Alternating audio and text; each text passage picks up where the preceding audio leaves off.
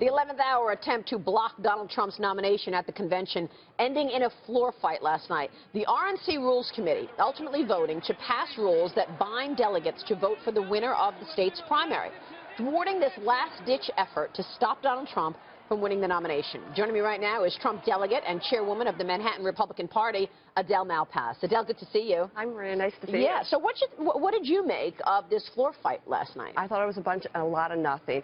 The Never Trump movement got started late. It started in sort of March, April, and Donald Trump at that point was a runaway train, and there's never been an alternative. You can't fight something with nothing. There was never a different candidate that people coalesced around, and Donald Trump has truly been a runaway train since late March. Yeah, so you're a delegate. Yeah.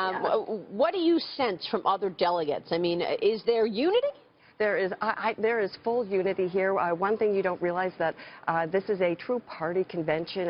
Behind the scenes, people often are talking about get out the vote plans, how to organize your state so you can help Donald Trump win in November. And it really is a party, a unified party. And the Never Trump people had a tiny little moment in the sun. And yes, the left-wing media will go on and on about a little moment, with both MSNBC and CNN covering this, half-hour live. Right. Like it was the biggest thing of the night. And Rensi, you were there all night. Give us your take.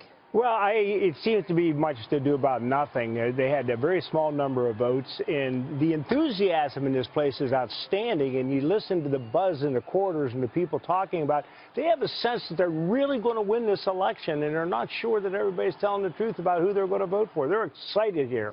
I think that's true. Dagen, what do you think about that? Because when people say, who are you voting for, I think people keep it to themselves. They're holding their cards close. Even among some families, if they're pro-Trump and they think they're going to get pushback from maybe their kids or their brothers and sisters, they're playing that very, very close. I think the greatest pollsters this election cycle are Uber drivers, because people share things with Uber drivers that they don't even share with their family members. They are like psychiatrists and psychologists. Oh, God.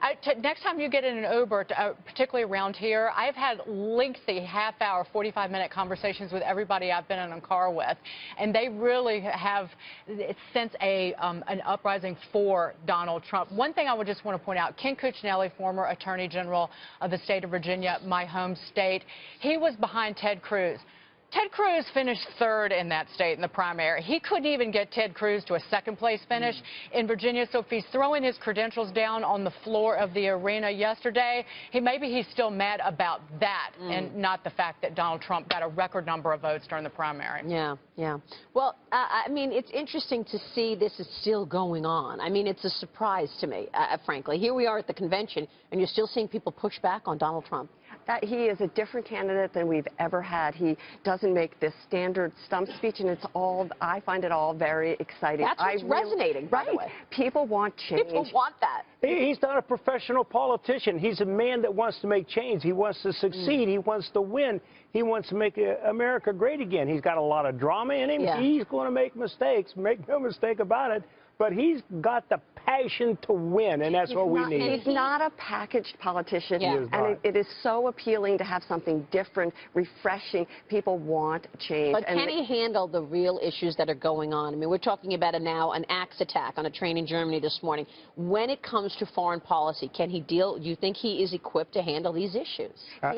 He has tapped into, there is a two-pronged theme on security, both policing and terrorism. And people are desperate for change. We have a president who will not define the problem as it is, and the problem is growing and getting worse, and people are getting more scared. People really want change. Yeah. If any Republican has to look themselves in the mirror this week and in the coming weeks and say, if I'm not for the party's nominee, then I am for a Hillary Clinton presidency. Can you live with yourself? That's the alternative. Can you live with yourself if that's what you're forcing on the American people? Yeah.